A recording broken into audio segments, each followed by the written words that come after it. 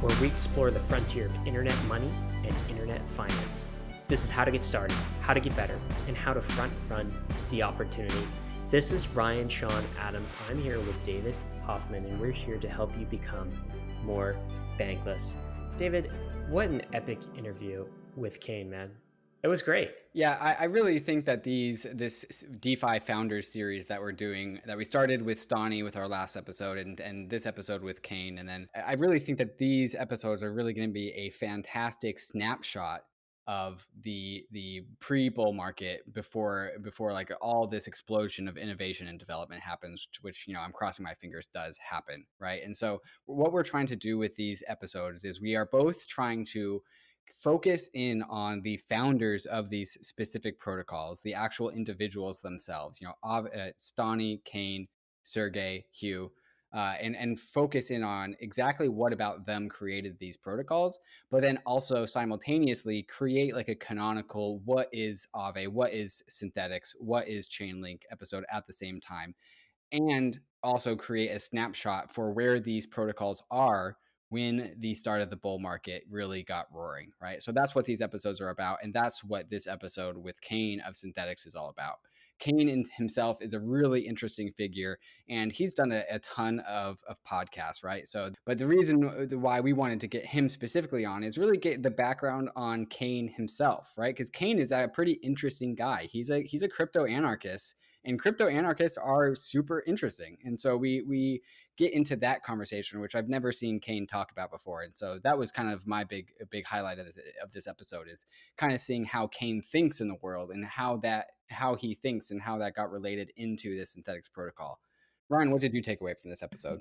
Yeah, I think the patterns and the archetypes of these crypto native founders are basically, they're really setting the playbook for how other DeFi protocols are going to be formed in the future, right? So you see these protocols like constantly learning from each other on how to build a community, how to create your incentives. In our episode with Stani last week, he talked about how his Aavonomics, the Aavonomics of the Aave protocol, basically inspired by a whole slew of other DeFi protocols. So what we're really seeing is this entire ecosystem leveling up together. And some of these protocols, quite honestly, they're experimenting. They're flying by the seat of their pants. But when something works, when they iterate and something works, then that ripples across the entire ecosystem and it becomes like a pattern, a best practice for DeFi protocols moving forward. So I think these episodes are key if you're looking for what those patterns are. So you can identify the next Synthetix, you can identify the next Aave, you can identify the next crypto native founder and front run the opportunity, as we always say here. This is also awesome because we got a chance to hear about Synthetix roadmap. And toward the end, Kain really spelled out what is happening next in three areas. Then he sort of added a fourth. And I don't know, left me very bullish on DeFi, left me particularly bullish on ETH, which I'm usually trending in that direction anyway, but also bullish on what Synthetix has planned. So it's a great episode to get up to speed on everything Synthetix. We start with the basics of what it is, but then we get down to sort of the depth and the meat of what it can be in the future. And yeah, fantastic listen. Yeah, so far we're 2 for 2 on both of these DeFi founders, leaving us with a particularly bullish sentiment at the end of their podcast. The flow through this podcast was pretty good. So we, like I said, we start with talking about Kain and his specific politics and personality, how that related to Synthetix. Then we talk about the brutal bear market and growing community during that bear market. And then we talk about rising the ranks of DeFi, using the conviction and the strength of the community, and really what was the recipe that Synthetix created that ultimately created their success. And then, as we said, we go into the roadmap for Synthetix and future predictions. The episode speaks with itself. We don't need a long intro. So I think, Ryan, we're just going to go ahead and get right into the podcast. But first, we're going to talk about our sponsors. One of the tools I've started to use recently is ZAPPER. For those of you that were a part of the 2017 bull market, it was characterized by just opening up Blockfolio and refreshing it over and over and over again. And also, anytime you ever made a trade, you would have to go into Blockfolio and manually input that trade information to make sure that your portfolio that you think that you have matches what you actually have. With Zapper, you don't have to do any of that anymore, because all you have to do with Zapper is input your Ethereum addresses, and then Zapper will give you a really elegant report as to where all your money is. So there will never ever be any disconnect between the money that you think that you have and the money that Zapper reports to you. Zapper looks directly on chain and gives you a nice portfolio summary of all your assets and how many assets and all of your debt and all of your lending positions, all of your positions all at once. So there's no more editing your portfolio because Zapper just does it for you. One thing that I thought was really useful about Zappers was when I plugged my wallets in, I found that I had submitted liquidity to Uniswap forever ago, and without Zapper, I would have probably lost that forever, because Zapper knows where your money is better than you do. It's also the gateway to investing your money into this ever-expanding list of available DeFi platforms like Curve, Balancer, Uniswap, Yearn. In the Bankless Nation, there is this growing number of money Legos, and keeping track of them all is just super overwhelming, which is why you could just go to Zapper, and Zapper will solve the problem of there just being too many money Legos to choose from. So check them out at zapper.fi, enter your Ethereum addresses, and check out your portfolio and see if there's anything that you missed. Your Ethereum address is a Bankless bank account, but here's the problem. It doesn't have a human readable name. It's represented by this long hexadecimal string that no one can read. Unstoppable Domains has the solution to that problem. It provides a domain name for your Ethereum address. So instead of telling someone to send you funds to 0xE3BA blah blah blah, you can tell them to send funds to yourname.crypto, a domain name for your Ethereum address. At unstoppabledomains.com, you can search for blockchain domains like this and find tools to easily launch websites on decentralized web technology like IPFS. You can even have Unstoppable Domains help you manage your .crypto or .eth or even .zil domain name addresses at their Unstoppable Domains manager. Websites have domain names, .com, .org. Your Bankless bank account on Ethereum should have a domain name too. So go to unstoppabledomains.com, register a domain name for your Ethereum address now. Unstoppabledomains.com. All right, let's get into the interview with Kain.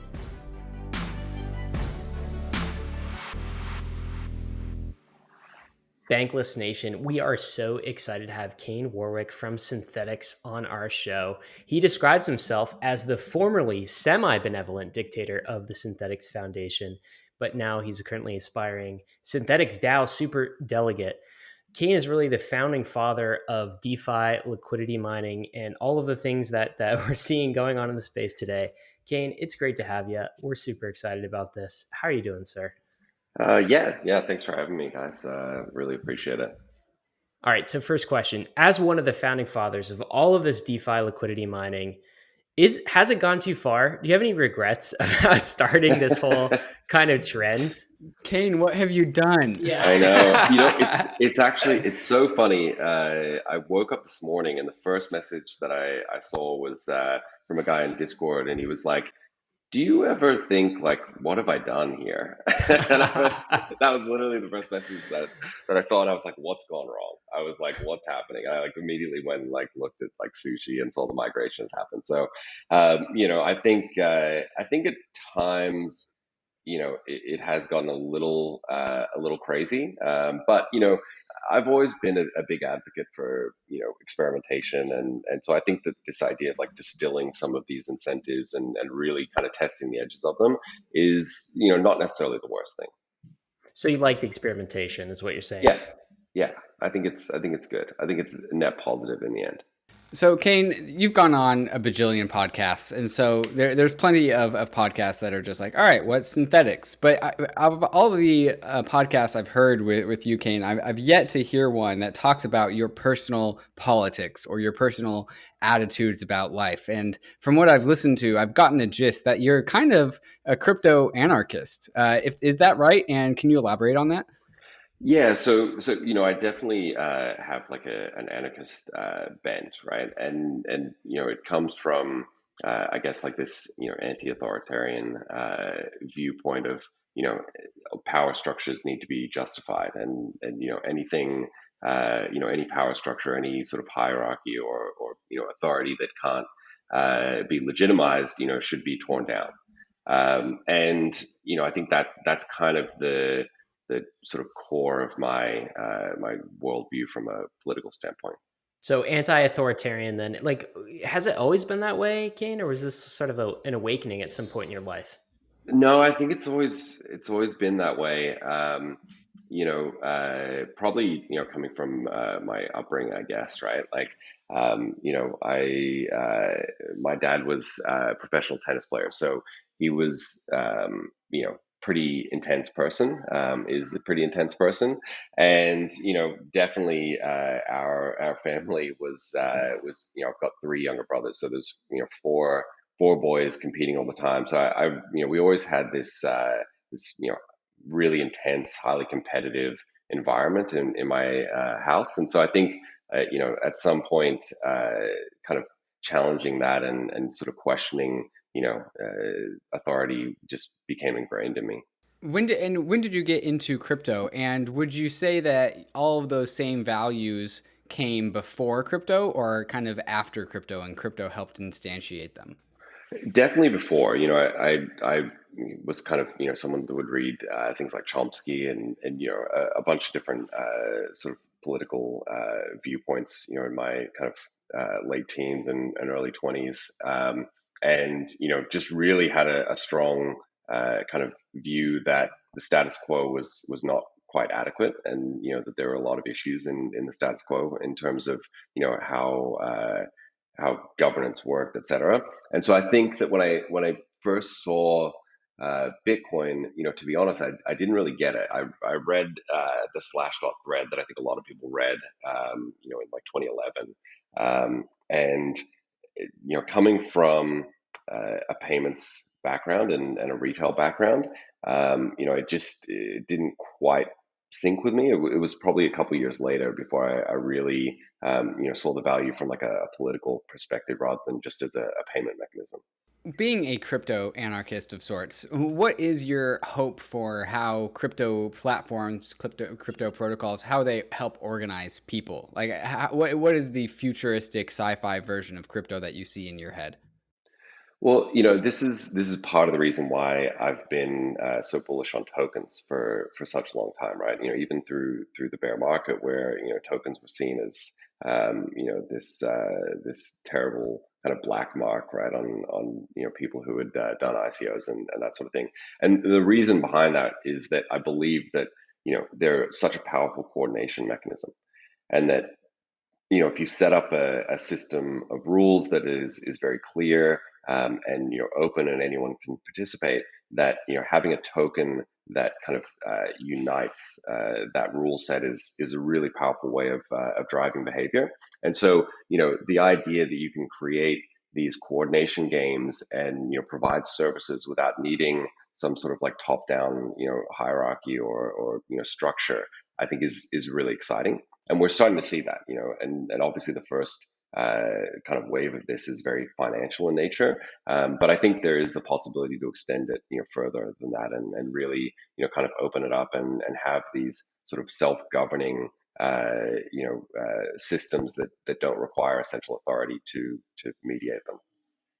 How is this reflected in the Synthetix protocol, right? Because all crypto protocols have values baked into them to some degree. So how would you say that these values have been worked into Synthetix? I think it kind of comes from our community, where I've been a participant in the community from day one, even when there were only maybe 10 of us that actually cared about the project, right? And so, my view has always been engage with the community as a community member, and even though I do occupy a privileged position as the founder, I've really tried to, not exercise that power and not, not leverage it. And just to try and advocate for whatever position I'm advocating, on its merits, right, rather than relying on some kind of authority. And so I think that the people who participate in our community and who've been kind of attracted to that have a very similar viewpoint, right? Like they believe that the kind of argument should be won on its own merits and that anyone can participate. And that's another reason why I think we haven't gone down the sort of on-chain governance path, right? We've kind of stuck with this idea of rough consensus and letting debate kind of live in the community and to decide things.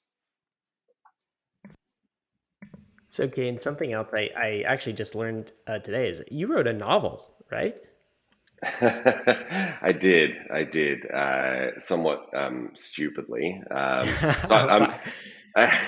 It's never a bad decision to write a book, Gain. So Yeah, it was one of those things where like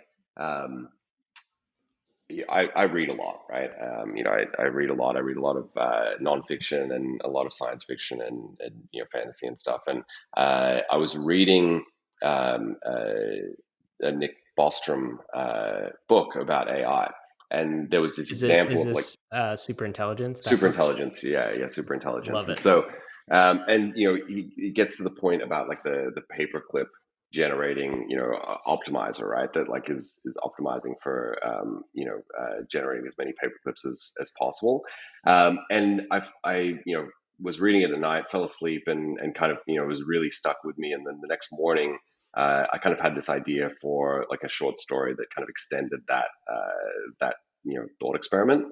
And so I started writing it, and throughout the rest of the day, like I put down like, I don't know, 8,000 words or something like that. Like it was kind of like flowing out. And so then I was like, oh, maybe this is a bit bigger than a short story. And I'd never written anything longer than a short story before, and that was a huge mistake because the amount of pain and suffering that you go through in the editing process, I just was not prepared for. So it ended up taking me like almost 18 months to finish it because I went through like 5 different revisions and Wow. really changed a bunch of stuff. So I'm a bit of a perfectionist, which is why starting to write a novel was maybe not the best plan, given that it was a side project.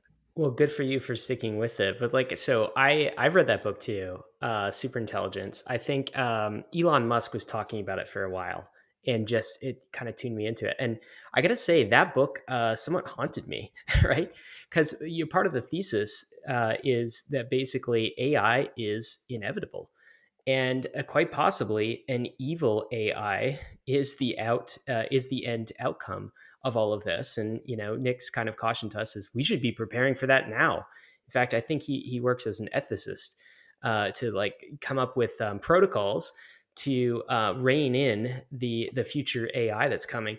I almost wonder. So Peter Thiel, I think, has kind of painted this contrast where he talks about AI being almost an authoritarian type of technology versus crypto blockchain being a more classically liberal type of technology, an anti-authoritarian technology. And I'm wondering if that kind of fed into your interest in that book, Super Intelligence, and the novel itself. This whole kind of anti-authoritarian, like I guess, path that you've been on your entire life. It seems. Did that feed into it? Well, so I definitely had the naive view of AI right up to that point, and I definitely spent a lot of time reading about general artificial intelligence and for years, right, like tons of books, and I think reading uh, Bostrom's book, it was haunting. It was really scary. Like he really painted a picture of this alternative approach, and I think I'm fairly optimistic about the potential for technological progress, but that definitely was an eye-opening kind of experience reading it. And what I And remember in reading it was how fast it could happen, like in a blink of an eye, mm, right? So it gets to human IQ, 100 IQ, 120 IQ, right? yeah, And then a week later, it could be well beyond humans' capability to even rein it in.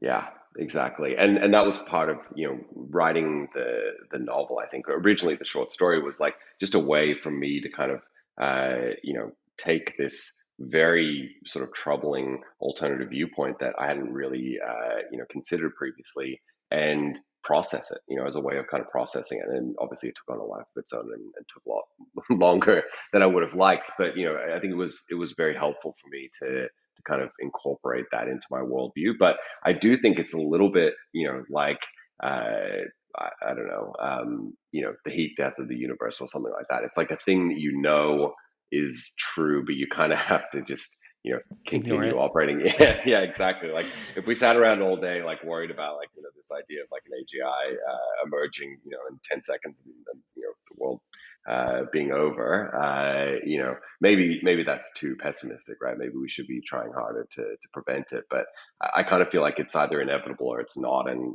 the hope is that we have some benevolent AGI rather than, something that is malicious. And I do think, at least for me, right? So AI could grow very powerful. We're already seeing it today in centralized companies like Google and Baidu and all of these companies.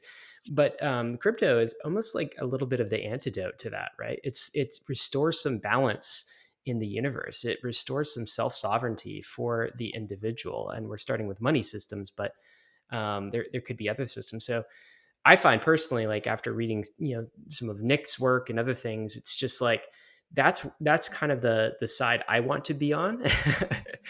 At least right now is like more the decentralization side of things that's helping to restore a little bit of the balance of what centralized AI could eventually become. But yeah. Anyway, Yeah, we've agreed. And I think there's like the risk is really in opacity, right? And this is where crypto is so powerful, right? Like when the rule system that you're operating under is opaque and you can't understand what the implications are, or, it's impossible to kind of see the rules. That's where power can really aggregate and become abusive. I think when everyone's operating on the same rule set and the rules are very clear, at least you have that advantage where you understand how everyone else is playing. So I think that is something that I see in crypto as a very powerful driver for maybe the potential for more fair outcomes in these systems. So, Kane, you wrote this novel out of just pure inspiration and motivation, which is something in of itself like a high effort activity, right? And then in doing some research for this podcast, I went to the Synthetix/Haven blog, which started in September of 2017, and you've been just pumping out blog post after blog post ever since then, right? And then not to mention just being the leader for this crazy awesome DeFi protocol. Where does this motivation come from? Like, where do you get the energy and meaning behind what you are doing so that when you wake up in the morning, you're ready to go and build something? Like, what what motivates you to what motivates you? Uh, One of my favorite books to stay on the book thread is The Hard Thing About Hard Things by Ben Horowitz. And I think, he talks about the idea that like hard things are the reward in themselves, right? Just doing something that's really challenging. And I think that, there's definitely certain people who have, a mindset, and I think I fall into this category of, it's just fun to do difficult things for, it's its own reward. And so, I think I'm a little bit crazy like that, where I have this kind of perfectionistic streak and feel really driven to be challenged. And if I'm not challenged, then I get bored really quickly. And so waking up at the moment and just being kind of inundated with like the DeFi fire hose, it's definitely confronting, and I think everyone's feeling that. But there is an aspect of like trying to kind of synthesize it all and pull it all together into some coherent view. Is really fun at the same time, right? So you got to be having some fun, but it's definitely challenging. I've been doing startups for a long time, and there are days where you kind of wake up and you're like, this has been 20 years of startup life, and you feel a little bit burnt out. But I think it's fun enough to kind of keep going, at the moment. And so what's the goal? Like when you do decide to wake up and decide that, no longer is startup life fit for you and instead walking in the mountains is now fit for you.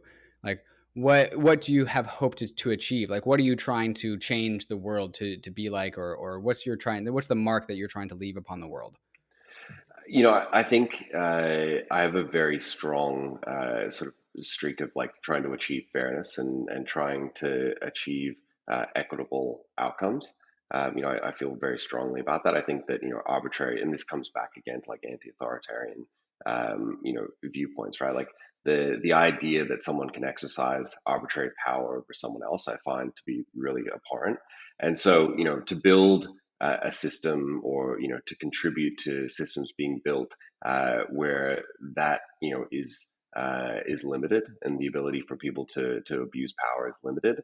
I think even if it's not necessarily Synthetix being a world changing thing, just contributing to crypto and DeFi, I think is something that keeps me motivated, and I'm hopeful that we can kind of continue experimenting and add to this body of knowledge about how you coordinate behavior and achieve things like that without necessarily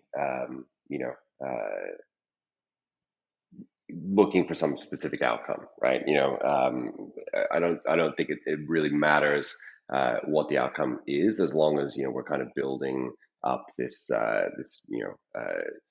new kind of technology and new way of coordinating people. So we're in the middle of our DeFi Founders series here on Bankless, and we started with Stani from Aave last week. We're now here with Kain from Synthetix. And one of the questions that we're asking everyone came from our episode with Vance Spencer of Framework, which was also kind of like the VC start to this whole thing. And one of the concepts that he talked about was when he is looking for DeFi founders and then also DeFi protocols to like invest in, or you put their skin in the game into. They said they frequently ask the question for protocols that are looking to hand over governance over the protocol to the community. The question is, are you really about that life? Because that's a different lifestyle. That's a different choice than running a C Corp with, a board of directors and publicly owned company, right? It's a different goal. And so Kain, why are you about that life? Like what about you is particularly suited to building this community owned and operated protocol? I've always, in all the startups that I've run, some of my friends and people that are close to me have always kind of pointed out that, one of the common threads with all of them is that there, tends to be a community that kind of coalesces around them, that gets really passionate about it and really cares about it. And I think, part of that is this kind of process of engagement, right? Of, genuinely engaging with people and wanting them to contribute. And I think a lot of people will pay lip service to that process, right? But really, they do want to retain power and they want to retain some sense of control. But I genuinely do want to engage and kind of hand over control as much as possible, to this protocol. Like it's something that You want to be the super delegate instead of the benevolent dictator, right? That's what it says. 100%. Exactly. And even though we don't have super delegates yet, when we do, my genuine hope is that people, think that I'm a viable candidate for that role, and we might end up in a situation where we have 7 people that are super delegates that are sort of responsible for helping to kind of direct the next phase of the project. And obviously I want to be a part of that, right? But I also want to have earned it rather than be kind of grandfathered in because I happen to be So here at the beginning. you want to be a voice in the protocol, not the voice in the Synthetix protocol over time. Absolutely.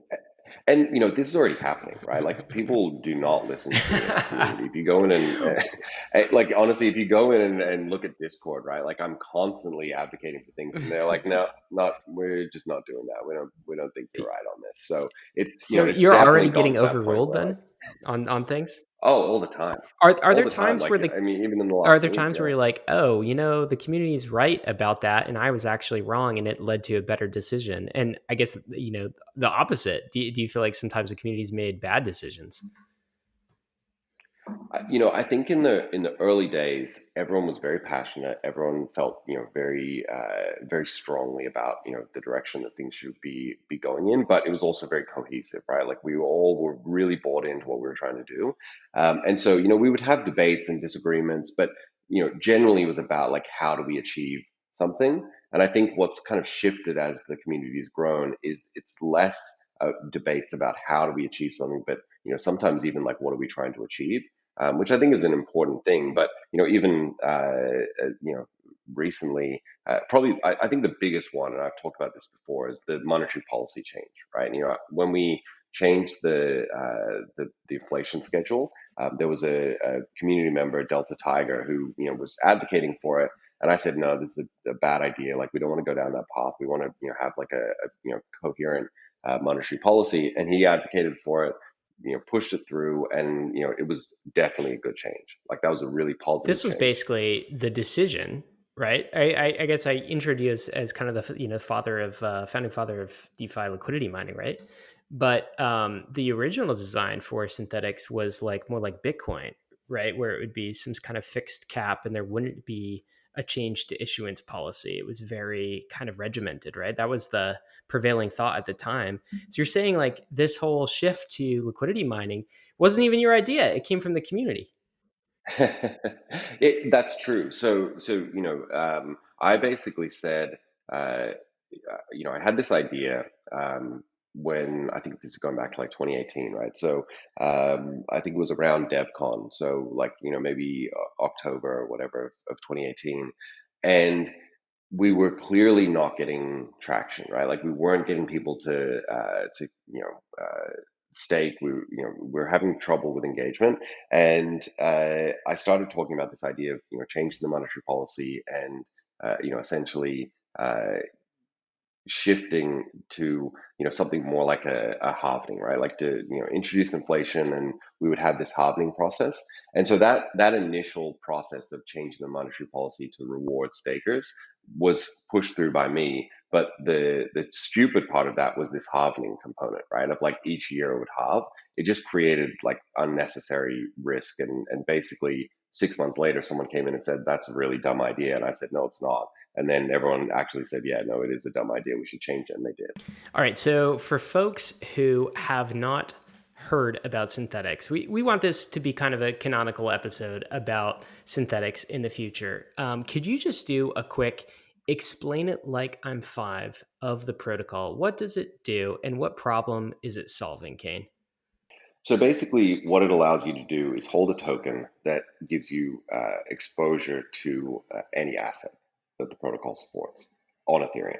So, on Ethereum, you want price exposure to Bitcoin. You want to be able to hold a token that will, move like a Bitcoin. And so, what the protocol allows you to do is hold that token. It uses oracles to essentially, lock the token to that price, and it's effectively the same as holding Bitcoin, right? With obviously some different properties. And the same thing goes for other assets like gold, silver. You can hold an ounce of gold that's tokenized, and you're able to get price exposure the same way as if you were holding a 1 ounce gold bar. These things are called synthetics, right? That's what a synthetic is. It's essentially a kind of a price tracker for all of these assets, though it's not the actual asset itself that's getting traded around. It's just kind of the price representation of that asset. It's importantly, Exactly. it's supposed to be redeemable for an equal amount of that asset in real life. Although it is not a claim on the real life asset, it should be able to be redeemable for the same amount of value of that real asset. Correct. Yeah. So there's no, you can't front up and convert one token, one XAU SXAU token for gold, but in theory, you should be able to convert that into the right amount of dollars to go and buy a gold bar.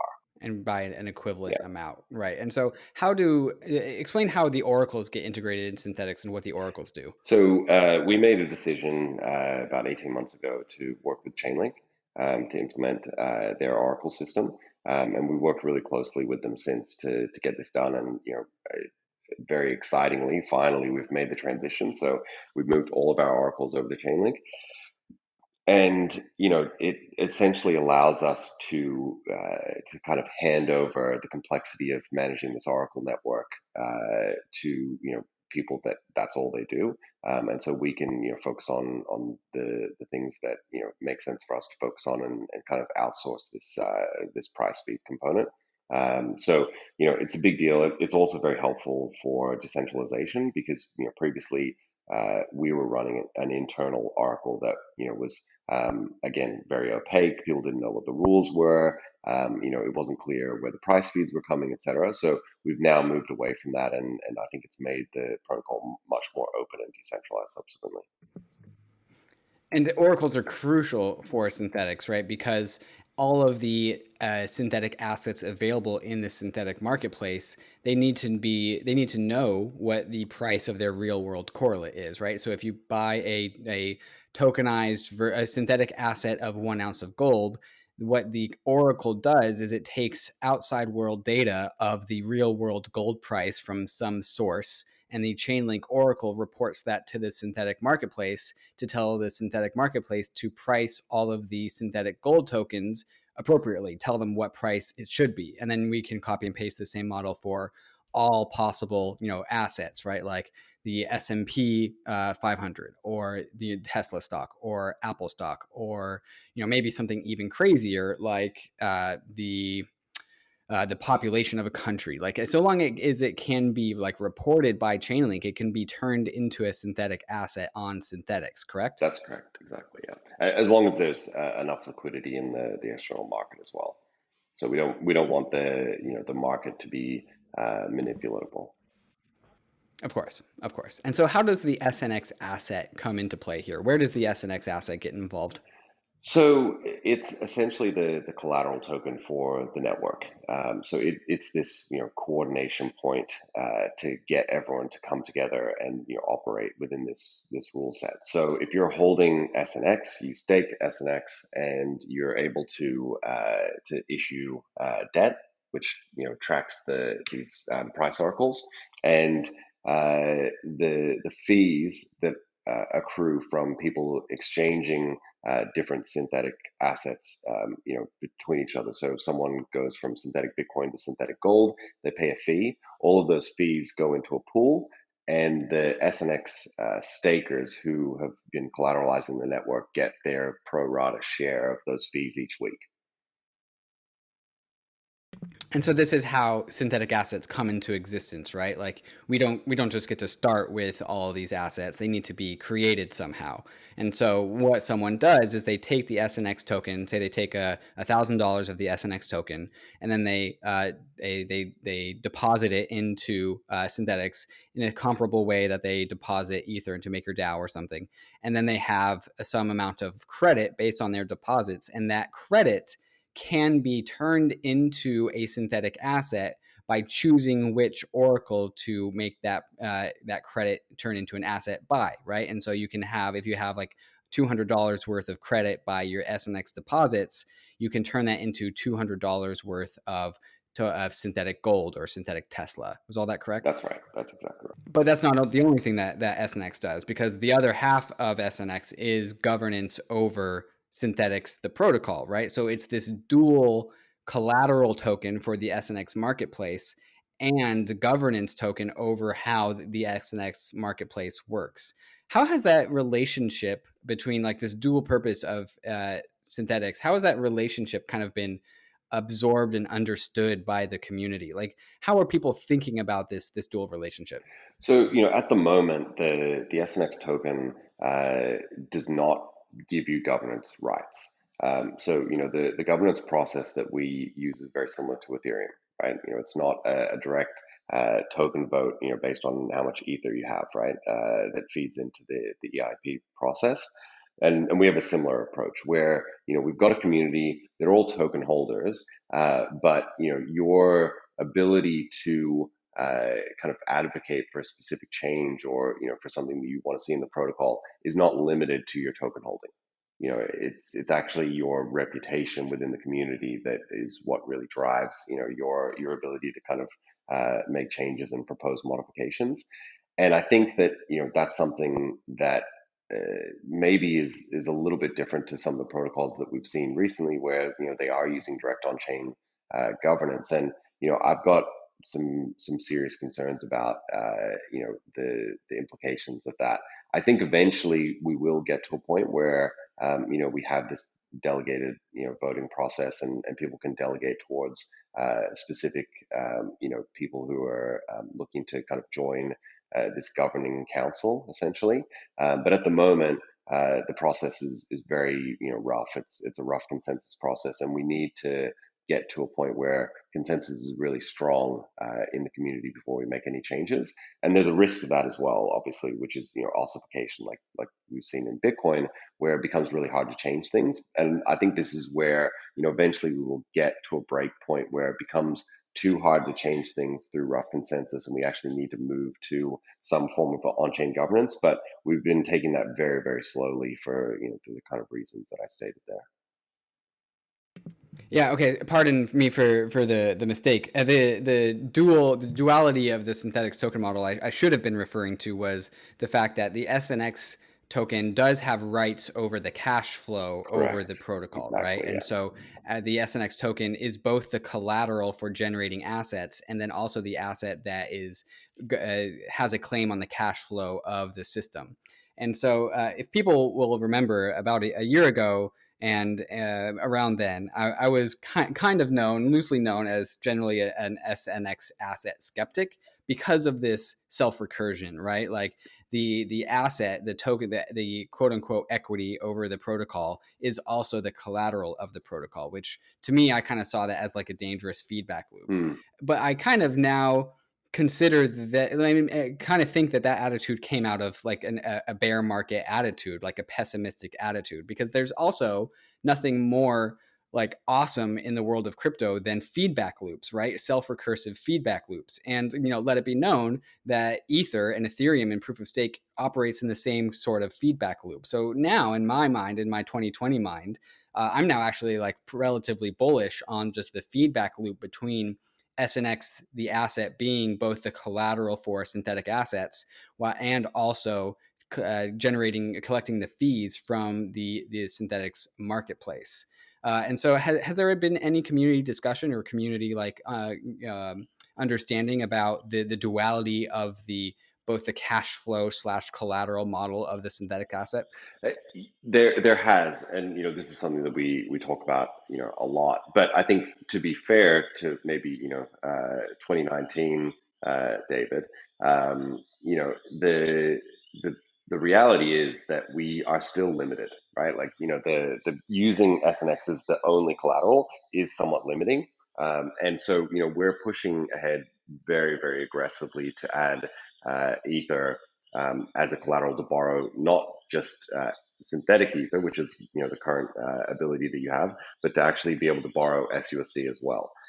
Because in the current environment in a bull market, there's a lot of demand for decentralized stablecoins, both DAI and SUSD, and so we need to have a lever to kind of extend the supply, and that's something that we're working on really closely. So I think some of your concerns are still very valid, right? And we still have to solve some of these issues. So I don't think it's necessarily a solved problem. But to go back to the question around like cash flow, I think it's funny, right? Because in 2018, 2019, the skepticism around tokens was at its peak, right?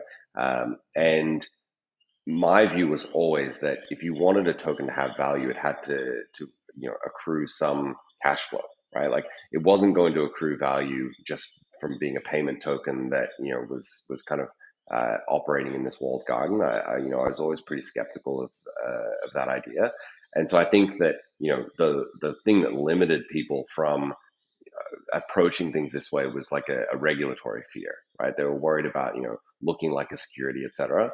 And so I think one of the things that Synthetix is contributed, hopefully, is to reduce that fear, and for people to realize that a passive cash flow asset is a security, but a token that's like this coordination mechanism that allows you to participate in an ecosystem and do work and receive fees for it is something else entirely, right? It's obviously not the exact definition of a security. And so I think that one of the things that we've really contributed is to push that to open up the Overton window on token design and make people more comfortable with the idea of these cash flow generating tokens. You had a fantastic thread on the Overton window of capital and how there's a range of new options that DeFi founders should consider. We definitely want to talk about that in a little bit.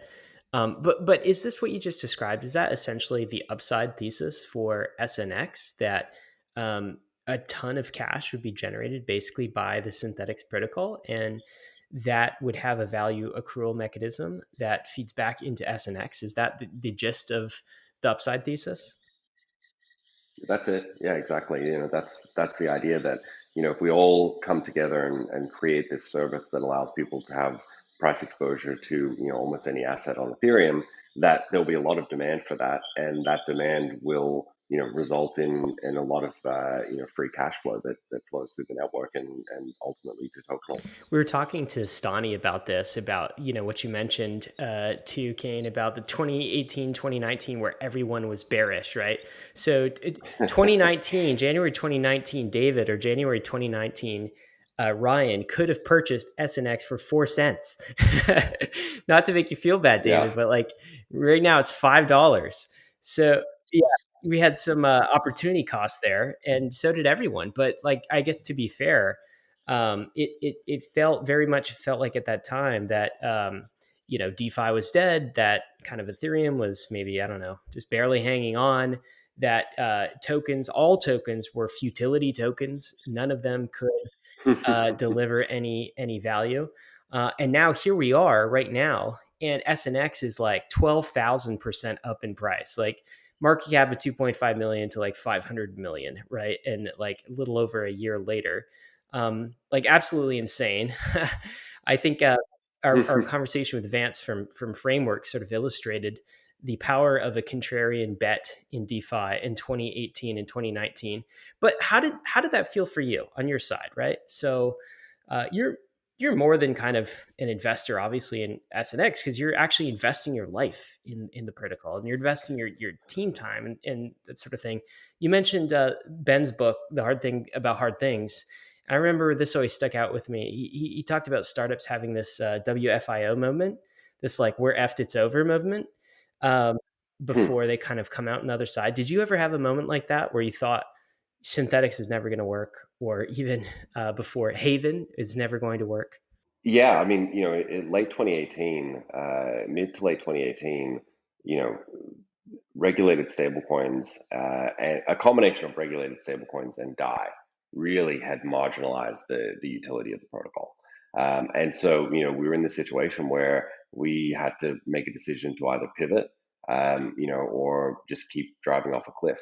And we were definitely in a bad place, I think, at the end of 2018, early 2019, where okay, we had enough runway to kind of keep going, but clearly not enough to be able to take on Circle, right?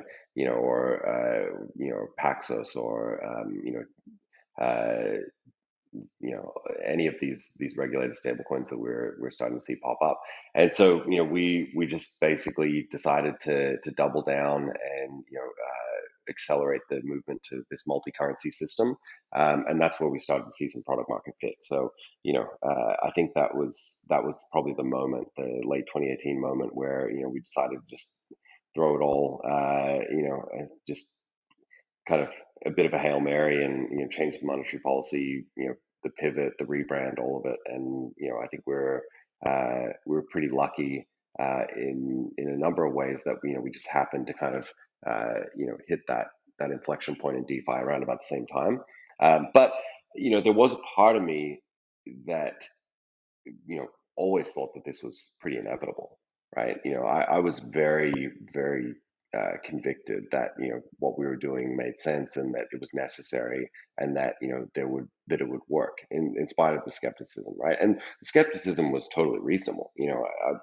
I think we had a number of debates on Twitter and in various places, back then, and the people like Teo, and who are still skeptical about can this work. But I think my view was that I really believe that the mechanism would be successful, and so the vindication of kind of seeing the market respond And we're not there yet, right? Like we're not at a point where the cash flow from providing this service, this decentralized service, is sufficient to kind of keep the network going in perpetuity. But I think we're getting closer, and we're starting to see that there is genuine demand for it, which is really And you vindicating. had to have that conviction in 2018 to continue to work on what you were working on in 2019. I like at the Yeah. time, like you mentioned it, USDC and even Tether, these centralized stablecoins were basically dominating, right? So it was very hard to be in the decentralized stablecoin business. But another element that was very difficult was there was no like onboarding of liquidity into DeFi at all. Hmm. Like it was all through the centralized exchanges. And where were they going to route you? Well, they were going to list Tether, they're going to list USDC as the Hmm. trading pairs. And it almost seemed like to me this kind of inflection point that you mentioned for DeFi kind of occurred as an ecosystem of money Legos, right? Um, like it seemed to me that Uniswap really started to fuel a lot of the liquidity for this space, and that created almost a feedback loop for Synthetix to become more successful and increase its volume. Did you feel that? Did you feel like the space was kind of growing together, and that some of these other money Legos almost snapped into place to make Synthetix much more feasible? Absolutely. Uniswap is a big deal, but I think we really can't overlook the fact that it was Maker and Dai which facilitated this. If there's no Dai, I don't think any of this happens, right? So Dai kind of enabled things like Compound to really have this like symbiotic relationship, right? And I think even set protocol and dharma and all of these things, the ability to kind of believe that was workable. I think a lot of that came from Maker, and so uh, I think it's something that maybe is kind of overlooked these days. People look at Compound and the launch of the Compound token as like this kind of moment, but I think you have to go way further back, right, to like late 2017 and the launch of Dai. That was the genesis of Do DeFi. you still feel that cohesion in DeFi? That like the ecosystem is all we're all kind of in it together. I mean, look, it's gotten a lot noisier, right? Back, I think it was, just before DevCon, right? Like that was the first DeFi conference, and there were maybe 50 people in the room. Funnily enough, though, even then, there was definitely a little bit of like, tension, right? Not everyone was necessarily friendly. There was a bit of competition, and I think also we were definitely not in a mindset of abundance back then, right? It was a very much a scarcity mindset, and a little bit zero sum. And I think that improved through 2019 as things started to kind of heat up a little bit. So I think that people are probably a lot more friendly these days than they maybe were even back then at times. But it's much noisier, and there's a lot of crazy stuff going on. So we don't have the same level of connectivity with some of the projects, just because it's really hard with everything going on to stay connected. Hey guys, before we start talking about the Synthetix Spartans, we're going to take a moment to talk about the sponsors that make the Bankless Nation possible. Bankless Nation. Do you want to go fully bankless, but in the real world? Monolith is the DeFi account that you need. It wraps your ETH address in a bankless Visa card, and it does so much more. It closes the loop from fiat to DeFi. So you can onboard fiat to DAI on Monolith with 0 fees. Then you can convert that DAI to a DAI, which is an interest-bearing savings account. Again, 0 fees. And then you can spend that interest in the real world on a Visa card. So you can finally buy your cup of coffee with interest earned in DeFi. Guys, this is magic. This is the closest thing to the Holy Grail crypto card, and Monolith gives you all of it. You need to download the app at monolith.xyz to get your bankless Visa card. It's optimized for European listeners. They'll be coming to the US soon. And when you get that Visa card, the Monolith card, tweet about it when you do. I love seeing people unpackaging their beautiful Bankless Visa cards. It makes me realize that the revolution is here. Search Monolith in the App Store. AMPLFORTH is a new base money experiment on Ethereum.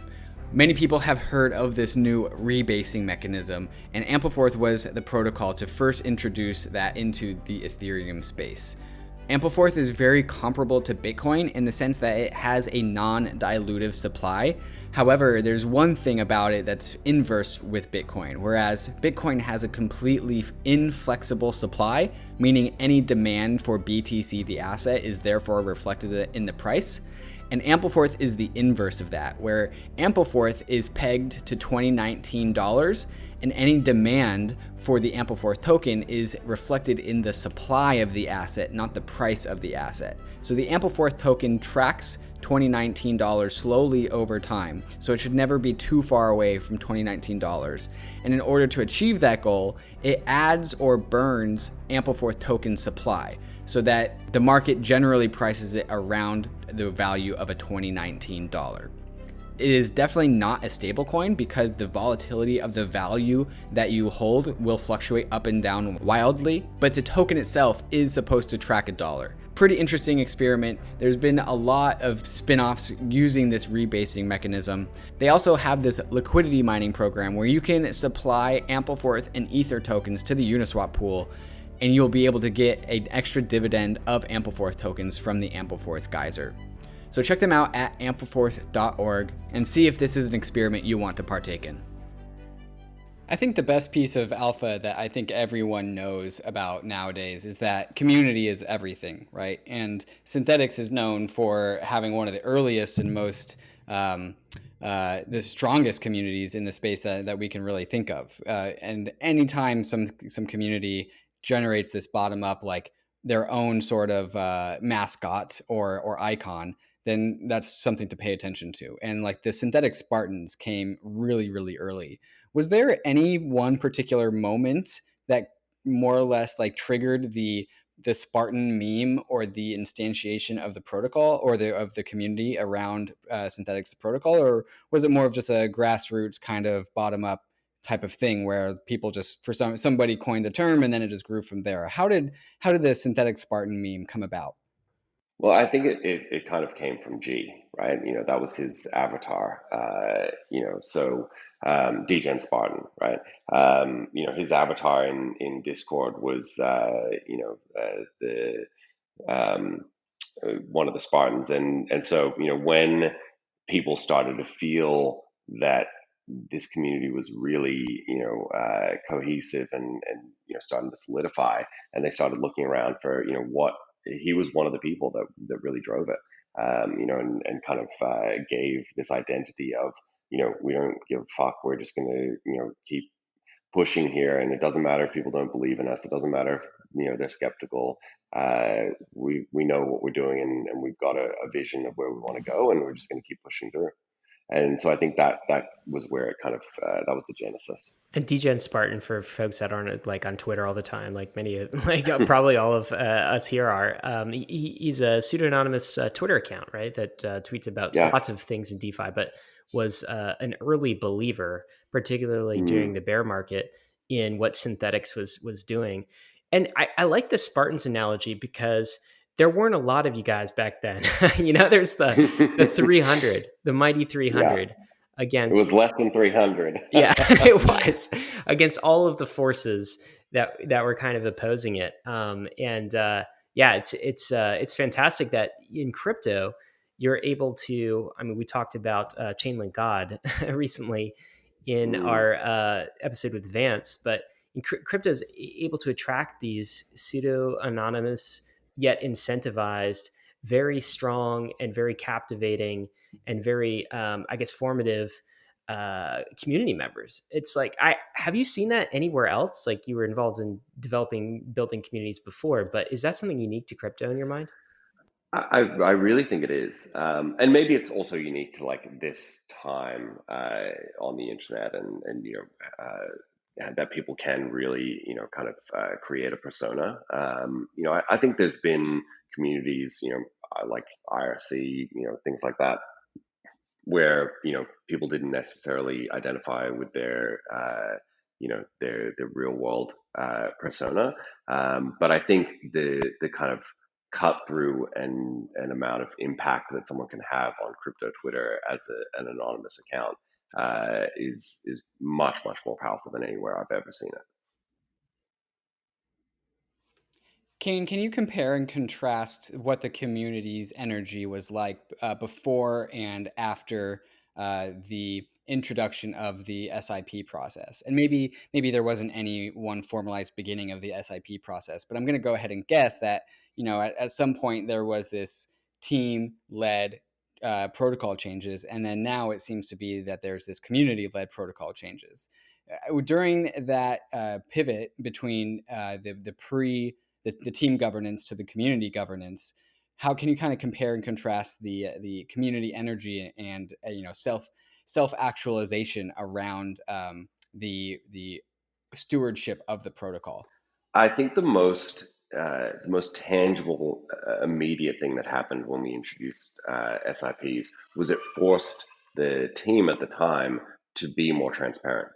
It put a check on our power, right? Like we weren't able to just arbitrarily do things. We had to actually go through the process ourselves, and it was something that I really strongly enforced, in the team, right? That we couldn't just pay lip service to this. We were responsible for advocating for the positions, and we would assign someone within the team to be the champion of that SIP to go out to the community and get it through.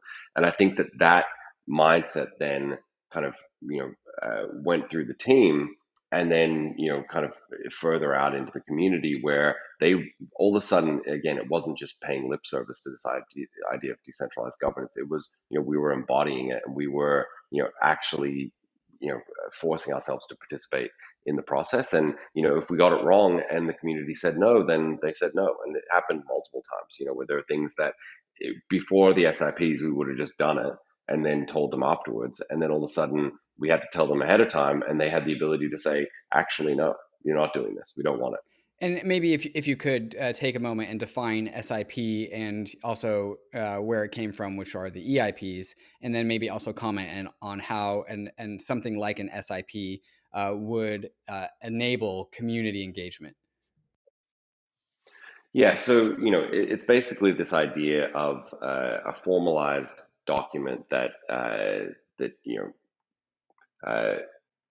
allows people to see what an improvement proposal is going to do, right? So there's a structure about here's why we think we should do it, here's exactly what's going to happen, here's the intent behind it, and it puts it puts a lot of structure around any change to the protocol. So everyone can feel engaged with it. And one of the early ones that was rejected was this proposal that I wrote, to allow people to migrate their escrowed SNX tokens from one account to another. So the issue was that one of the unintended consequences of the staking rewards being locked for a year was that if you started staking with multiple different accounts, you could end up with this situation where you had to maintain these accounts forever, right? And if you abandoned one of them, there was a huge opportunity cost. So I proposed this idea of allowing people to consolidate their escrowed tokens into a single account.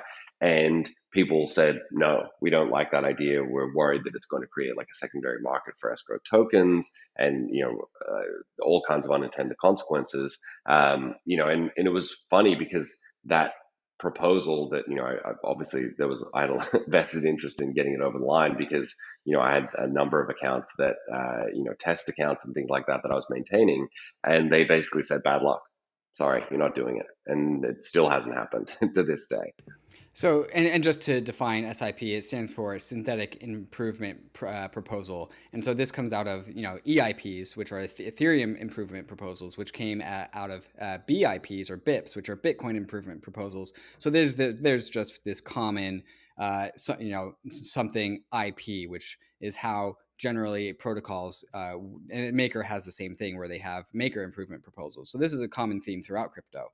So when SIPs kind of just became a thing in the Synthetix protocol and also in the Synthetix Discord, how did that change the team's relationship with the community, right? So now all of a sudden the community realizes that it has your voice, it has power, it has a way to voice their wants and desires, and then try and generate some sort of rough consensus about what the community wants. And then they realize that they can get the team to change things in the ways that they want. So how did this kind of change the team's relationship with your guys' community? So are the community is the community now steering the ship? Would you say, or who steers the synthetic ship?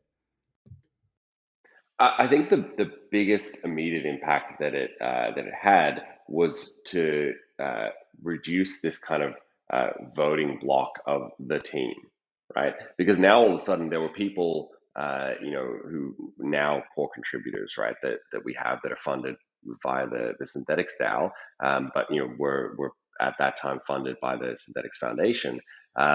It was this idea that oh, there's the team and the team thinks this, right? And then there's the community, and the community thinks this. But actually, what it did, which was one of the most meaningful impacts, I think, was to kind of break that up. And you would actually have people on the team who were like, "Well, I think this is a good idea," and then other people who didn't, and they would actually be in the community, participating and kind of advocating for their view. And it really had this impact of kind of flattening.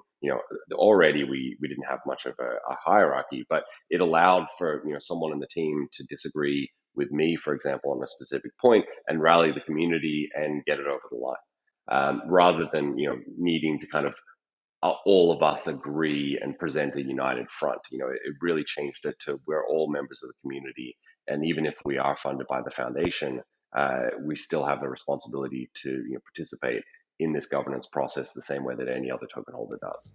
And because of the community being given a voice, did you see more community members enter the community? Did you see that community grow after that? I think what happened is, as new people found out about the project and kind of joined the community, they really felt this like palpable sense of there's something different going on here. For people who've been in crypto for a long time, communities are sometimes very shallow, right? It's just a bunch of people that are holding the same bag, right? But I think in Synthetix at that time, and even today, but very specifically at that time, if you turned up in the Discord, you're like, holy shit, there's something going on here. Like, people are very passionate about this. And I think for people with the right mindset who genuinely wanted to kind of participate in a protocol and have an impact, it was really attractive, and they often stay. Every protocol should go through a bear market, right? Mhm. Like, that's where the community is forged, in the trenches. It's not in this bull Yeah. market, like 10x run up stuff. That's not where you build like the core folks. It's those that stick with you during the bear. Yeah, exactly.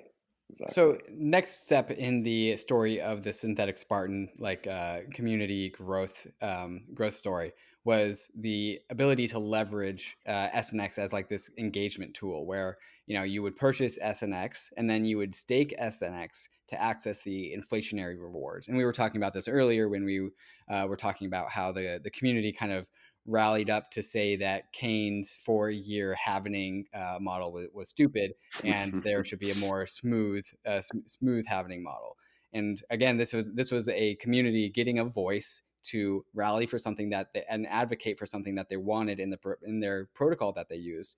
But then the inflation rewards it was a whole new thing, and it started to create this feedback loop. Can you talk about how the inflation rewards impacted the growth of the community as well? So yeah, I think if you go back to 2016, 2017, this idea of artificial scarcity, right?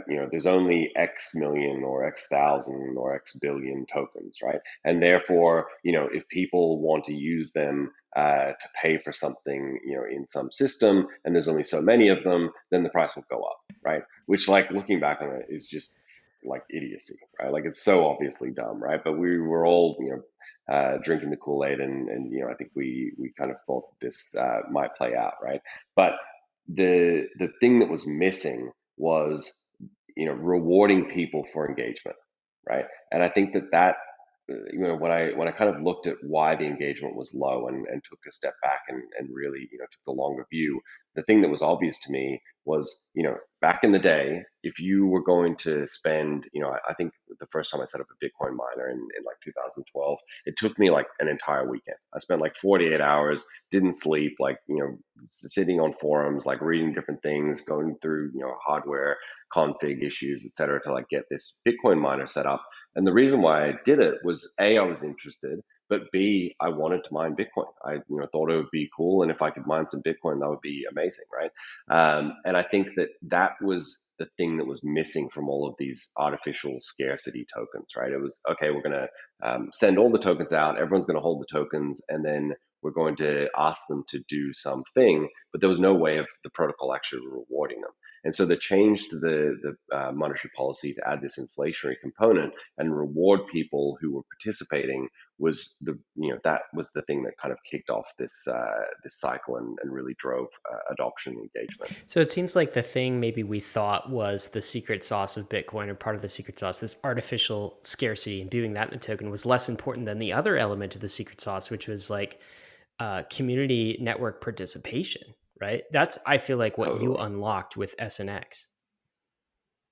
Absolutely. And, we've seen it now play out multiple times subsequently, things like YFI and YAM, and, where people are doing something that the protocol wants and earning tokens from that. And it's an incredibly powerful, driver behavior. Okay, so the high level roadmap so far during the Synthetix 2018 bear market is that the community's kind of spun up. It's pretty thin, like it's less than 300, but 300 Spartans regardless. And then the SIP process gets integrated. The community gets a voice, and then there is in the inflation rewards that's built into that. So if you're on the inside, what you are seeing is that the team is starting to listen to the community, and the community is starting to like grow a spine, grow a voice, and then also what the community wants does end up getting built.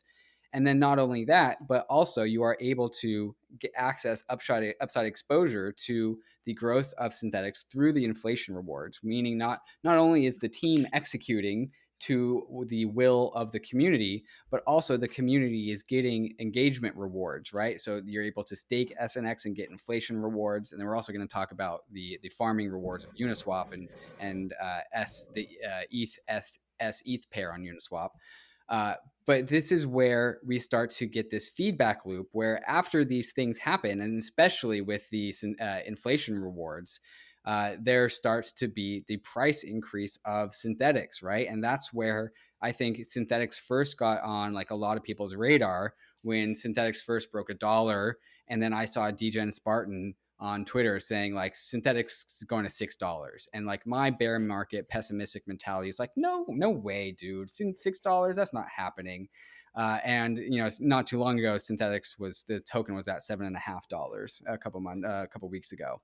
And so at this point, we're starting to see this feedback loop where the price goes up and then more community gets created because more people are fundamentally interested in number go up, right? And so number goes up, people go into the Discord, they get engaged with the community, they've access the SNX staking rewards, and then price goes up further, right? And this is the story of the Synthetix bear market turning into a bull market. And in my mind, the Synthetix platform, along with Aave and perhaps along with Chainlink too, are the direct creators of this bull market at large, right? And perhaps even a little bit more credit to Synthetix, and maybe even you specifically, Kain, because you are the quote unquote father of modern agriculture, because Synthetix created the whole concept of yield farming, right? So can you talk about how the community was able to access further rewards, SNX denominated rewards, through staking, but also through providing liquidity to Uniswap, and then maybe tie that into how that's linked into the farms that we see nowadays? Yeah, so all of the things that you described there are the elements that I think are necessary but not sufficient, right? Like, strong community, this inflationary reward, feedback loop, etc. But I think it was still really critical that there was some belief that we're building something that was going to be useful, right? If we hadn't have had this idea that we were building this derivatives platform, after we pivoted away from the payment network, and like it's funny because we've now come back to the point where SUSD is becoming quite useful and people are using it, and it's it's gaining traction. But we've thrown out the idea of transfer fees and transaction fees, et cetera, and now gone to this exchange fee.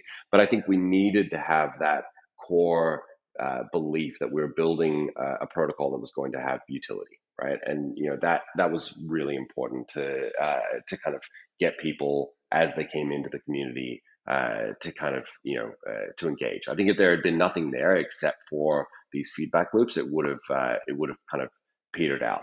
But once we realized that we had this kind of SNX, we had this inflation that we could direct at anything, right? So we could direct it at our own protocol, but we could actually direct it at other things that were somewhat ancillary to to the protocol that we also needed, like the liquid on ramps.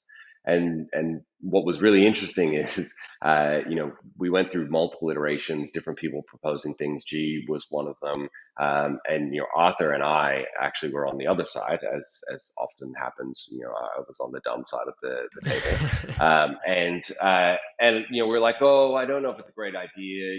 There was still like I still have a bit of Bitcoin maxi in me, right? Where I'm like, oh, I don't really like the idea of changing the monetary policy. I feel like we should be careful about that, et cetera. And it's taken a while to kind of beat that out of me, but I think the market finally has.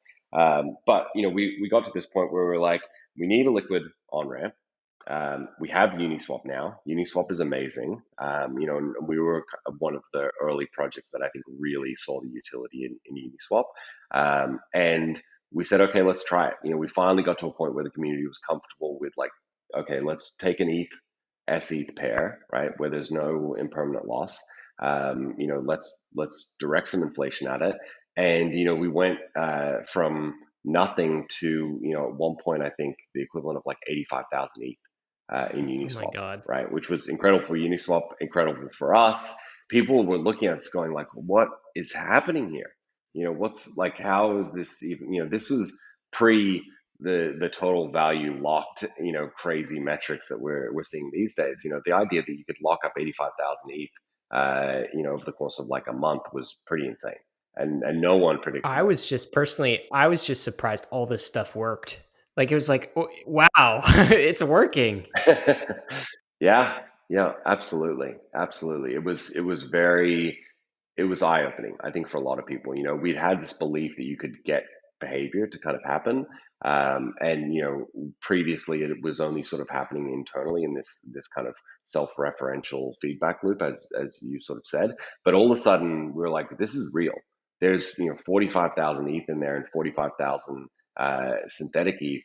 Like this is a real thing. Like ETH is money. This is real. Like people are putting real value into Uniswap and into this liquid on ramp to get access to SNX and get access to this reward, which I think that was really kind of the crossing the chasm moment where people were like, okay, this works. And so to me, the last cherry on top for like this bull market story and how Synthetix fits into Ethereum is, but into the integration with Uniswap is hugely important because everyone loves Uniswap, right? But you guys also started to leverage Chainlink, right? And Chainlink has its own extremely robust community as well. And you guys really, really needed a solution like Chainlink to exist in order to produce all your synthetic assets. And so now, like from what I'm guessing, I was not in the Chainlink community in the bear market, nor was I in the Synthetix community in the bear market. But I'm going to go ahead and guess that when the integration between Synthetix and Chainlink, was announced and then was actually manifested, that there was some sort of melding of the communities, right? And so not only are protocols on Ethereum composable, but their communities are also composable as well.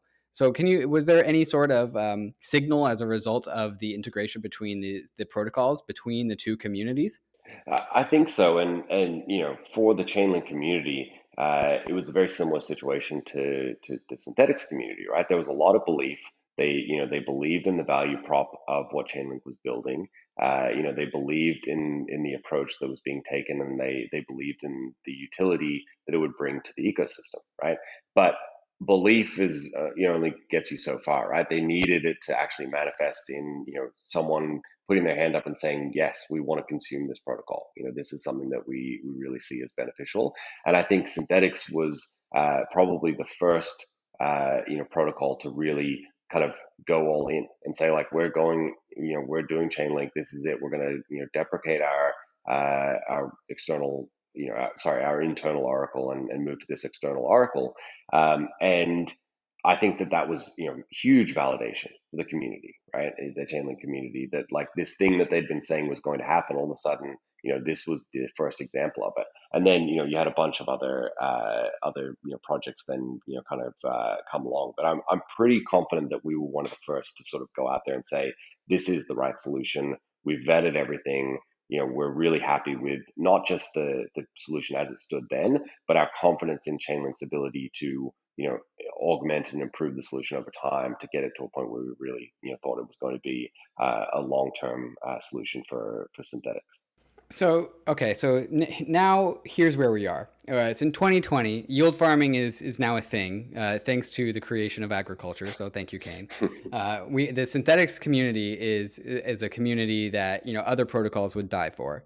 The Synthetix protocol is also integrated into other protocols like Chainlink, like Uniswap, and then maybe more passively into protocols like Yam and Sushi. And so it's getting its own integrations kind of organically.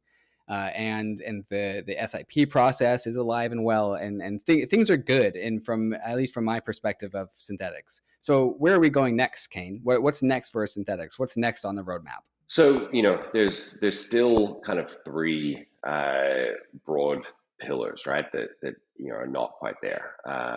We're seeing decent volume. Decent exchange volume, but it can grow much further, right? We've seen Uniswap, Curve, a lot of these AMMs generating incredible volumes, volumes that are outside what I think a lot of us believe could happen this year, right? And so I think that that's something that we just need to nail, and we're working on a number of things to make that happen.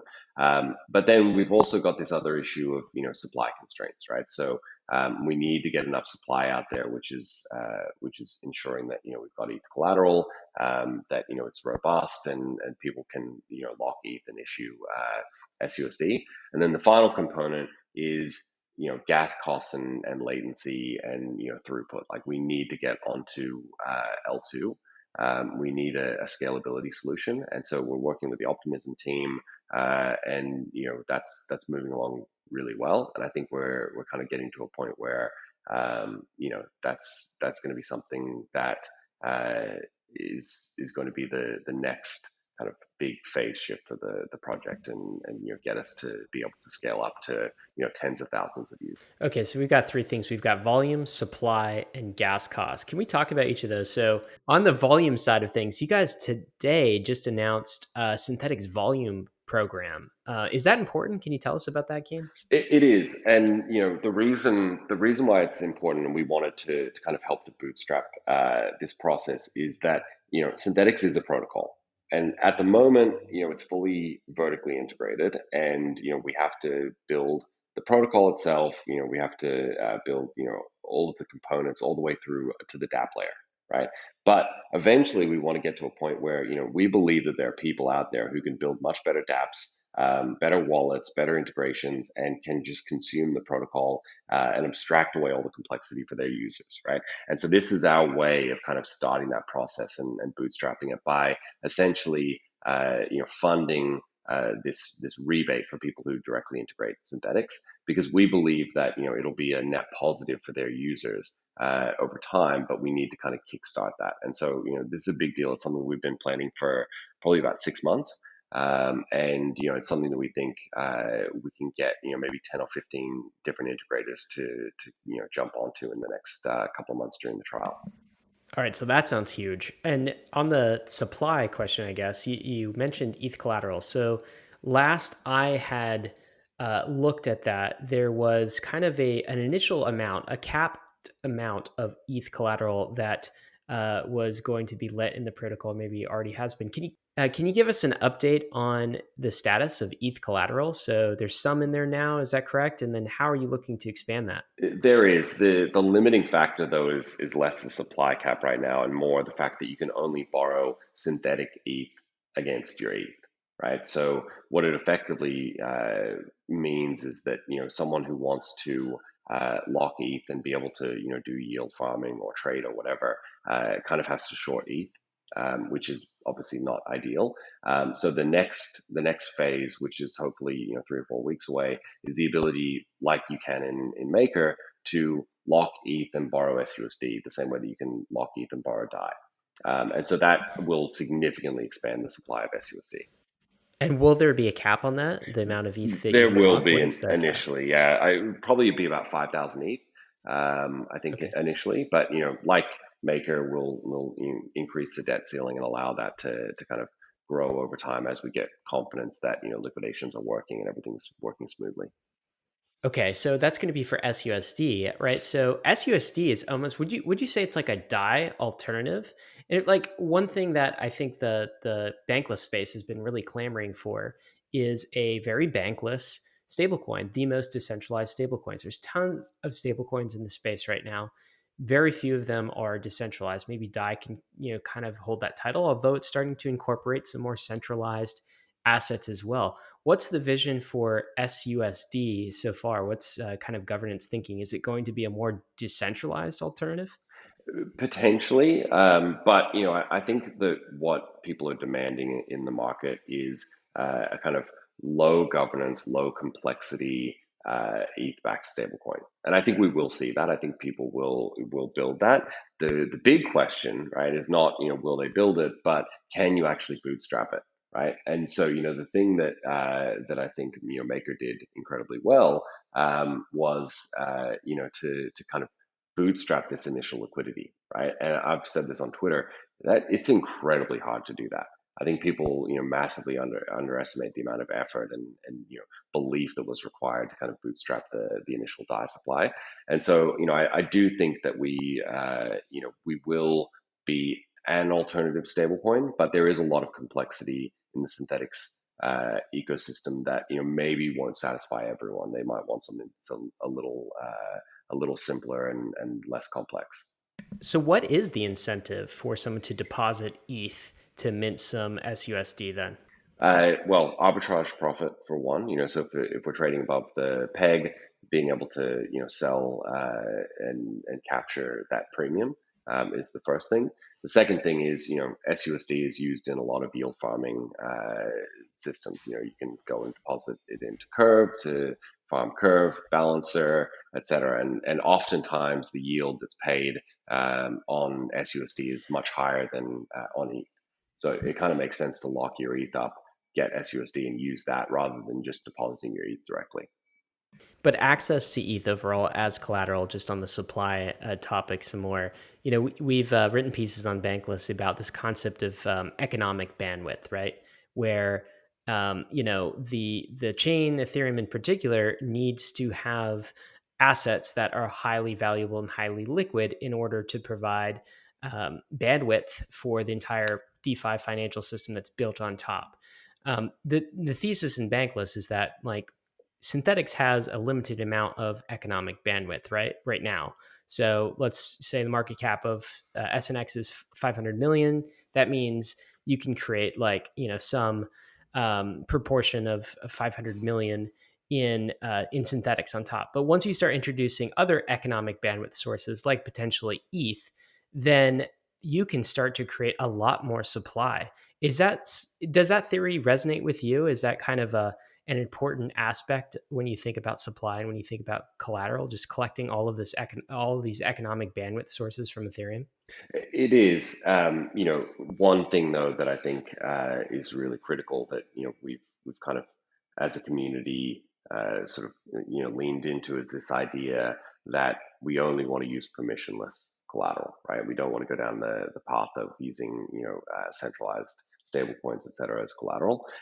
So, being able to expand the supply of SUSD on on the back of ETH, and maybe potentially with some tokenized BTC representations that are permissionless, which we still need to kind of let them play out a little bit, I think, before we'll get comfortable enough to use that. But the ability to expand the SUSD supply, which is now sitting at around 100 million, which is kind of crazy, right? Like, I'm sure you guys remember when DAI hit 100 million, it was this huge deal, right? And SUSD just quietly hit 100 million, a month or so ago, and it was Wow, I didn't even know that. yeah, it was just like I was not tracking it. yeah, Yeah, but it's congrats. like we didn't even notice it, right? Like, it was just like one day we're like, oh wow, yeah, it's 100 million, right? Like, it's just the way that the market's gone. But the ability to expand SUSD out to like 500 million or a billion just requires ETH, right? Like, it's just critical to the functioning of the system. So it's always been something that we've considered, and it was just about trying to find the right way to do it without undermining, and this is really critical, without undermining the utility of SNX within the system. SNX is still the backstop of the system. It's still the thing that accrues all the fees. So there needs to be the right incentives for people to use ETH as collateral, but not undermine the incentives to use SNX. And a quick definition for our listeners. So when you say permissioned assets, you specifically mentioned ETH, and you mentioned possibly some future version of a tokenized Bitcoin. But apart from that, are there other permissioned assets on Ethereum? And like, why isn't something like USDC, the stablecoin, not a permissionless asset? I mean, you've got essentially a custodian that's managing the funds, right? That's managing the fiat that's in a bank account somewhere, and then issuing essentially an IOU against it, right? So that's a very different type of asset to something like ETH, right? So I think maybe we could consider like Maker using tokens on Ethereum, but even that is it brings its own issues, right? So I think for the time being, it will be ETH, and then maybe adding, some tokenized BTC. But to get the next step of adding, ERC20 tokens as collateral, I think would be a stretch for the community. But we'll see. So when you say that you'll be able to mint SUSD via your ETH, we listeners, and correct me if I'm wrong, but listeners should also just be hearing that because you can just swap SUSD for any other synthetic asset, that you'll be able to maximally leverage your Ether deposits Correct. to create any sort of synthetic asset. It just starts with SUSD first, right? SUSD is like the default. It's like the water, and it's the substrate for going into any other synthetic asset. So Mm. maybe SUSD isn't really interesting to people because dollars aren't interesting to us because we're in crypto. But it's just like it's the substrate token to get into every other synthetic asset, right? This is all true. Absolutely, and you can go SUSD into SDeFi, for example, which is a basket of all the different DeFi tokens on Ethereum. So there's a number that you can go into gold, for example, right? So if you want to lock your ETH and get some exposure to gold, but I think for most people who just want this price exposure, probably the safest thing is take some of your stable coins, for example, and just buy SUSD and then convert it, rather than necessarily locking ETH and buying gold. But we'll see. It's going to be interesting to see how that plays out and how much demand there is for people to add supply and just participate that way, or if they actually genuinely want to lock ETH and start trading. Yeah, as we said before, I mean, I think ETH has economic bandwidth, trustless economic bandwidth, or permissionless is the word you used, is definitely a bull case and a tailwind for ETH price. But we will see how that pans out, and look forward to you guys doing more with it and adding more with it. So we talked volume, we talked supply. The third area, which I think is really interesting, is gas cost optimization, right? So we've been living in a gas prices are down as we talk, as we're recording this, but I mean, they could be back up to 400 next week. Who knows? Mm. In one of our conversations, Kain, you had talked about the work that you're doing on rollups with OVM and with the Optimism team. Is like we had talked about. Well, kind of the main chain is like Manhattan, right? And this OVM solution, rollup solution, as a layer 2 chain that you're building is almost like a Brooklyn, right? Where Hmm. it's going to have more space, the real estate's going to be a little bit cheaper, and it's going to have more room for low cost transactions, essentially. So I'm curious to hear your progress on that, and how are you planning to make Brooklyn a place that other protocols want to live and users want to come to? So, funnily enough, I think we've gone a little bit over time, which is totally fine. But I was supposed to be on a call with the Optimism team, which I told them a few minutes ago that I wouldn't be able to make. But Oh, wow, that's a little bit just funny. with them, yeah, Sorry. yeah. So yeah, I know. No, that's okay. It's totally fine. Yeah, no, We'll it's fine. message them and We have a weekly apologize. catch up. Yeah, we have a weekly catch up that we do that was like right after this, but obviously we're having a good time here, so I just told them I'll catch up with them later. But Tell them you'll shield obviously, them on the pod. exactly right. So I typically do, and I think the heavy lifting of this is obviously on the Optimism team, right? They're the ones who are building the solution.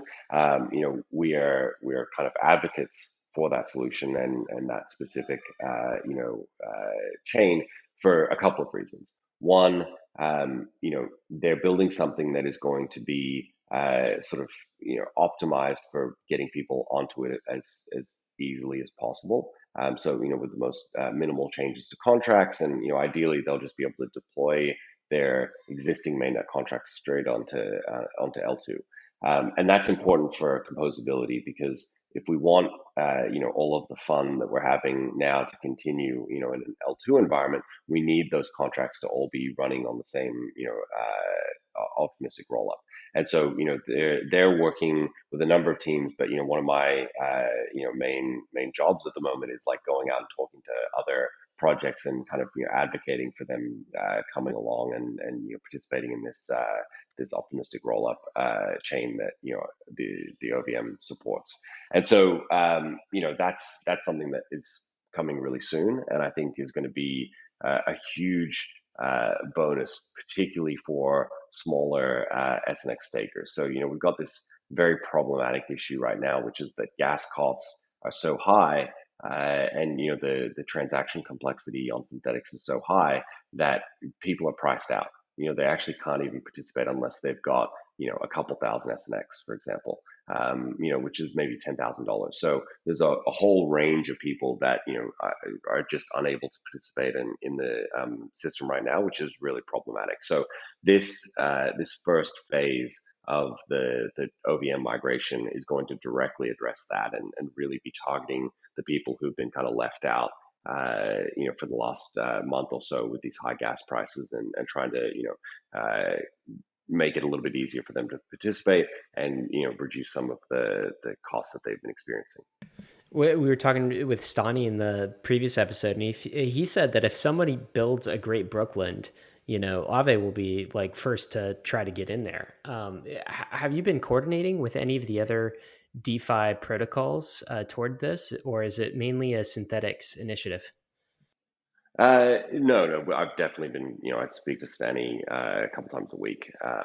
So I've been advocating for this, with most of the DeFi projects out there that that we talk to, and obviously, the Optimism team are working on that as well. But it's one thing for the project itself to say, hey, come and play in this this place that we built. It's another thing for a project to say, hey, like, we've done our DD, we're really comfortable, this is the right approach, and we're going all in on it. So I think that carries a lot of weight, and so I'm very hopeful that we'll be able to have some of the critical money Legos over on this optimistic roll up shard very, very quickly.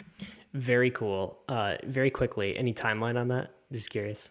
I mean, look, the Optimism team have said mainnet by the end of the year. I think we'll have some interesting progress even before that. Specific Synthetix progress to as I said, alleviate some of the gas price issues. It's going to be a phased approach, but we're working really hard to try and get this done ASAP to get kind of pseudo mainnet stood up to kind of help with the gas costs for stakers. Well, well, well, that sounds fantastic. I'm really looking Mm. forward to that. Lower gas prices. One other topic, I guess, on roadmap is how the whole synthetic space is shaping up. So there's this idea that a decentralized BitMEX might come about, and Synthetix is certainly part of that story. But there are some other protocols as well that have maybe some different trade-offs. So of course, there's Maker, which is produces DAI, which is a synthetic in itself. But then more recently, there are protocols like the UMA protocol, and there's, of course, DYDX that takes a more order book based approach. And then there's newer protocols like the Perpetual protocol. Just curious, high level, what are Synthetix's advantages or maybe some of the trade offs relative to those other initiatives? So I think the main trade-off with something like UMA is that we don't have the ability to issue the exotic assets that they do, right? Because they have this kind of priceless oracle approach. They don't rely on a liquid market externally to pull a price feed in from. So they can do all kinds of weird exotic instruments, which I think is really cool. But the flip side of that is that each of those instruments or assets needs to bootstrap its own liquidity. As we've kind of seen with their early experimentation, that can be somewhat challenging sometimes. So getting liquidity in this environment right now is really, really hard, right? Like, if whatever liquidity premium you've been able to kind of accrue is a huge advantage. And, obviously we've seen things like, the vampire mining from sushi to Uniswap, which is a whole other topic that, we could spend a long time talking about. But, liquidity modes are still, I think, a big deal. And so, for us, the fact that we've got $100 million worth of SUSD and I think 130 million in synths is a big advantage that we've got. Do you think like designs like DYDX also suffer from that, like lack of or the liquidity challenge as well? That essentially, when you're doing something in Synthetix, you already have this nice pool of collateral, and you kind of bet against the house, right? And that can be advantage for Yeah, liquidity. absolutely. It definitely creates a lot of advantages, and one of the things that it will enable, which we've talked about a little bit, is this idea of tokenized bridges between pools like Curve, right? So Curve is this AMM that is really amazing at allowing you to convert different assets that track the same price. So USDC, USDT, DAI, SUSD, etc., and then tokenized Bitcoin and tokenized gold, but it requires that all of those assets track the same price within the same pool, and it's hard to bridge the liquidity across. But what Synthetix is potentially going to be able to do is be the bridge between two different curve pools. So you can imagine a curve pool that had ETH and SETH, and then a curve pool that had SBTC, TBTC, RenBTC, and WrapBTC. You'd be able to go ETH into WrapBTC via this tokenized bridge in these curve pools. And I'm very confident in the next couple of months we'll see ETH to WrapBTC transactions in the millions of dollars on chain. Kain, I want to turn the conversation to regulatory compliance because there's always kind of this monster in the back of crypto which is like the nation state, right? This thing that is inherently, generally, it has an adversarial stance to probably some of the shenanigans that's going on in this space. And so how do you guys, as the centralized Synthetix team, think about compliance? And like, what would happen if some regulatory 3-letter agency came in and said, like, all right, you guys need to implement like KYC? If that happened, what would be the next steps for the Synthetix team? So I think this is kind of a critical point, and it's maybe the other pillar that we didn't talk about amongst those three, which is just generally decentralization and decentralized governance, and getting to a point where the protocol is sufficiently decentralized that a regulator would look at it and say, well, this is something that we can't actually capture, we can't shut down. Is similar to where I think the Ethereum protocol got to, right? Where the SEC said, well, it's sufficiently decentralized that, we don't believe it's a security. We don't believe that it's within, our kind of purview to regulate this thing. Maybe it's someone else's, but, we're not going to step in. And I think that that was, a very calculated decision on the basis that you couldn't really regulate Ethereum, right? It was genuinely sufficiently decentralized. You couldn't just go and round up Vitalik and ask him to, turn off the master node, right? That wasn't a thing. And so, I think that we are getting to a point now where, for example, if you said to me, shut it down, I actually can't.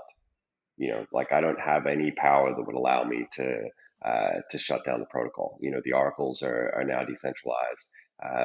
Governance is decentralized. We've got 3 different DAOs that control protocol upgrades and distribution of funds, etc. And there's no single party within the protocol that has a level of control that could actually stop it. And I think that that's something that's only really happened in the last 3 months where we've got to that point. So I want to drive this home for listeners because I think there's a lot of people that haven't totally appreciated how bullish specifically Synthetix it is for Synthetix to be completely decentralized, and how bullish it is for the rest of DeFi, right? Because coming out of Realty, and what is going to be coming out of Realty is the Realty asset, which is an aggregate token that has the value of all of the real estate of the Realty platform, like underlying the asset, including the rental income, right? It's all of Realty tokenized into a single token. And that token is unfortunately going to be whitelisted because that's how security tokens work. Like Realty is an American company, and therefore it answers to the SEC, and no one in Realty has any interest in going against the regulations of the SEC. However, what can happen when this asset is created is that Synthetix can just make a synthetic Realty asset, which is then therefore completely permissionless and then has all the robustness of the decentralization of Synthetix, right? And so any sort of token that comes to Ethereum that is KYC'd and permissioned can have its decentralized permissionless counterpart on Synthetix. Kain, have you thought about this potential world? We have, and obviously there's lots of discussions around which assets we should support, and ensuring that there's enough liquidity for them, etc. And so I think the only constraint for us is really liquidity in the sort of primary market that the asset trades, right? But it's interesting to think about assets that are also on Ethereum. For which we can kind of directly pull a price feed, right? That there's already an existing price feed, and so something like Realty, I think, is a good candidate to create like a permissionless version. A little bit how people have made like wrapped Nexus Mutual to avoid the KYC and allow it to be sort of openly tradable. So I think that that's something that is going to emerge over time, where you see these permissionless variants of security tokens and various things. But then the same thing goes for like synthetic Tesla, right? A synthetic Tesla share that is totally open and permissionless, and can be purchased by anyone anywhere in the world as long as they've got an internet connection. So we talked about playbooks for capital formation really quick, Kain, as we start to wrap up here. You mentioned the Overton window has expanded, which means there's basically more possibilities for crypto native, DeFi native founders to essentially raise capital. And you put out this excellent tweet thread that we can link to in the show notes that sort of talks about some of those things. Are you starting to see that manifest now? Or like, what advice, I guess, would you give a crypto native DeFi protocol founder like yourself on just capital formation? Yeah, one of the nice things about getting out of crypto winter and maybe crypto spring, or whatever, maybe starting to kind of head into a bull market, is that the ability to raise capital and the power kind of shifts back into the hands of founders, right? We've gone from a situation where 6 months ago, 12 months ago, it was almost impossible to raise capital, to a situation now where founders and project teams can dictate terms, which is good. It's good in the sense that it allows for people to do the things that they want to do rather than being forced into specific things. And so I think the ability to raise money directly into a DAO which was probably going to be almost impossible, 6 months ago, is now very possible, and we're seeing a lot of that. And so, the ability to avoid the need for a foundation and having all of this infrastructure around a project is good. The flip side of that is it means less sort of protections for investors and participants in protocols, which is going to lead to losses and scams and things like that. But I think it's a double-edged sword, and so you'll see protocols that will do the right thing and projects that will do the right thing and be far better for being able to kind of dictate terms and launch in the way that they want to. And then you'll see some losses and inefficiency on the other side of it. All right. So crypto native founders going crypto native in capital formation is sounds like that's the way to go. All right. So just because it's fun, just because we're in a bull market, just a final question for you, Kain. Price predictions, my friend. So ETH price end of this year. So December 2020, what do you say? And then in 3 years, what do you say? And how about the same for total locked value in DeFi? So I think that there's a very decent chance that ETH will be back over 1,000 by the end of the year. Depending on the macro conditions that we're in. In 3 years' time, hard to say. That's probably too far out for me to even try and make a prediction, just because of the way crypto cycles work. But I certainly hope that we'll get to a point where if ETH 2.0 is launched, the price will be far higher than it is today in 3 years. And then total value locked. It wouldn't surprise me at all, over the next 12 months to see 50 billion in total value locked or more. There you go. That is bullish. And Kain, it's been a pleasure. When we talked about particularly the Synthetix roadmap, the future volume, supply, gas costs, and increasing decentralization, that's a very bullish roadmap, sir. And the Bankless Nation is looking to you guys and the Synthetix governance to pull it off. Very excited about all of that. Kain, thanks for joining us today. Thanks. Yeah, it was a lot of fun. Really appreciate it. Awesome. All right, Bankless Nation, some action items for you guys. We have included a link to the new volume incentive program that we mentioned on the show. Also, a link to Kain's thread that we mentioned.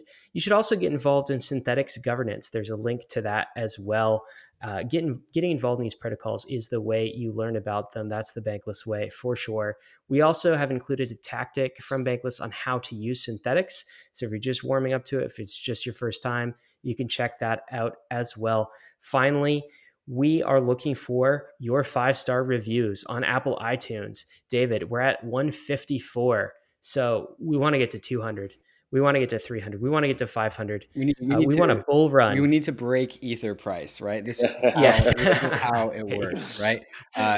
We are going to get the Bankless podcast to the top of the iTunes chart as this bull market continues, and we need your help to do so, right? We are now in the top 100 of the iTunes investing and finance categories for podcasts, and I totally think that in 1-2 years we're going to be in the top 10.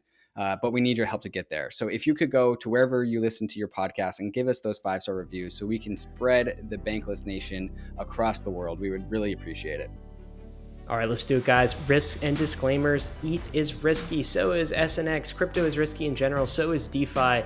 You could lose what you put in, so be careful out there. But we are headed west.